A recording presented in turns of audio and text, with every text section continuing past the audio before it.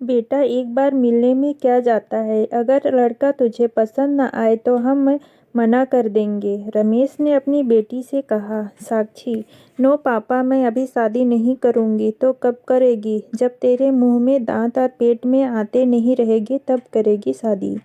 28 साल की हो गई है तू, अब कोई बच्ची नहीं रही, समझे। 21 साल तक हमारे खानदान की सारी लड़कियों की शादियां कर दी गई थी, साक्षी की बुआ ने गुस्से में कहा।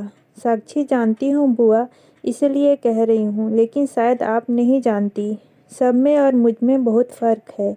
साक्षी, ये क्या तरीका है बड़ों से बात करने का? बड़ों से ऐसे बात करते हैं? हम सब तुम्हारे भले के लिए ही तो कह रहे हैं। आखिर कब करोगी शादी? साक्षी के बड़े भाई ने कहा। तभी सबके बीच दबी आवाज़ में उसकी माँ रमा ने कहा, अभी क्यों नहीं करनी? जब तक तुम कुछ बोलोगी नहीं, सबको पता कैसे चलेगा कि आखिर तुम चाहती क्या हो? माँ प्लीज़, अब आप भी बीच में मत बोलिएगा, मुझे नहीं सुनना किसी का प्रवचन, साक्षी ने अपनी माँ से कहा और गुस्से में पैर पटकते हुए सबके बीच में से हॉल से उठकर हम अपने कमरे में चली गई। साक्षी स्वभाव से आधुनिक ख्यालों की होनहार और आत्मनिर्भर लड़की है। वो एक मल्टीनेशनल कंपनी में ब्रांच मैनेजर है।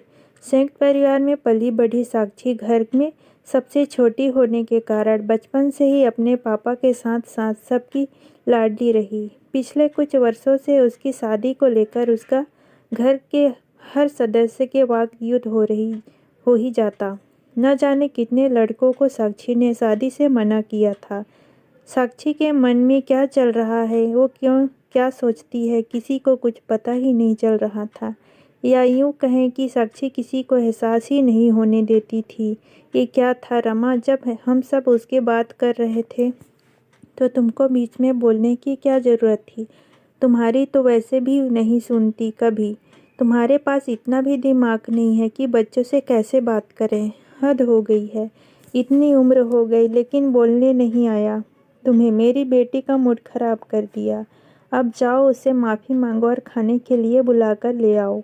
रमेश ने परिवार के सभी सदस्यों के बीच गुस्से भरी आवाज़ में रमा को डांटते हुए कहा।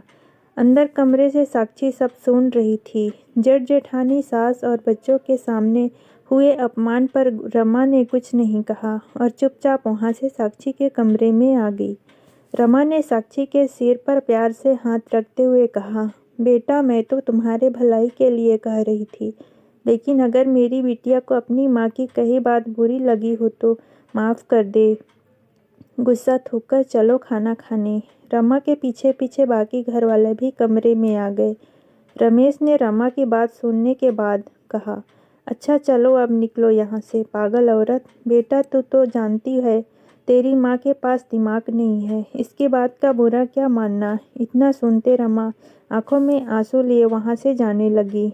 तब साक्षी ने कहा, रुको माँ, पूरी बात तो सुनती जाओ, क्योंकि आप तो कुछ नहीं कहोगी, सिर्फ सुनोगी। पापा, आप बिल्कुल सही कह रहे हैं।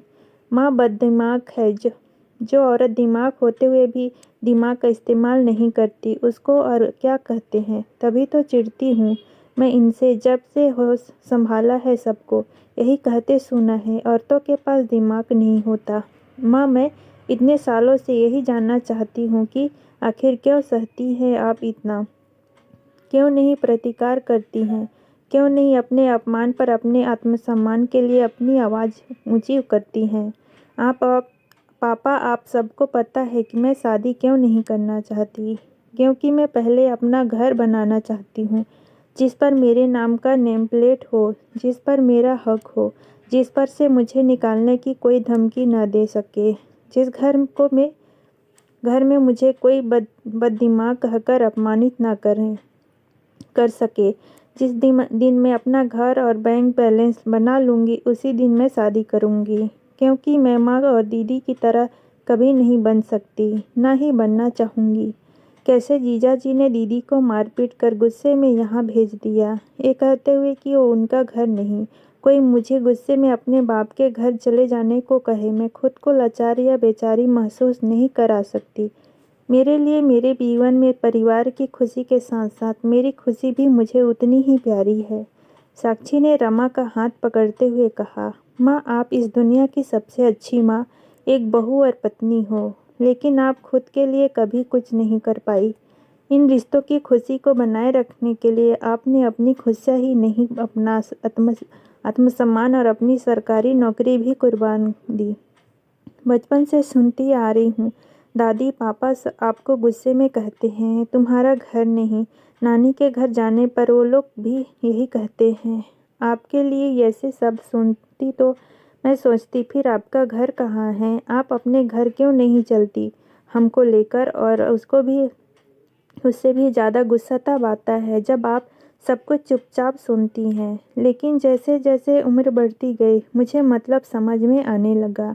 इसलिए मैंने ये निश्चय किया, माफ़ कीजिएगा पापा, लेकिन मैंने पहले माँ और आपके बाद दीदी और जीजा जी के रिश्ते को देखकर ही ये निर्णय लिया है कि मैं पहले अपना घर बनाऊंगी, फिर शादी करूंगी, ताकि जैसे आप माँ को कहते थे कि अपने बाप के घर चली जाओ, ये घर तुम्हारा नहीं, वैसे कोई मुझे ना कह सके। क्योंकि सामाजिक तौर पर हर महिला के 2 घर होते हैं, मायका और ससुराल, लेकिन असलियत में उसका अपना कोई घर नहीं होता। वो हमेशा ही दोनों जगहों के लिए पराई ही होती है। आई एम सॉरी माँ, आपको मुझसे क्या किसी से भी माफ़ी मांगने की ज़रूरत नहीं, क्योंकि आपने आज तक कभी किसी के साथ कोई अन्याय नहीं किया, सभी रिश्ते बखूबी निभाए। हम सबको तो आपसे माफ़ी मांगनी चाहिए। कहते हुए साक्षी रमा के गले लग गई। दोस्तों, आपको कहानी कैसी लगी कमेंट में ज़रूर बताएं। अच्छा लगे तो चैनल को लाइक, शेयर और सब्सक्राइब ज़रूर करें। धन्यवाद।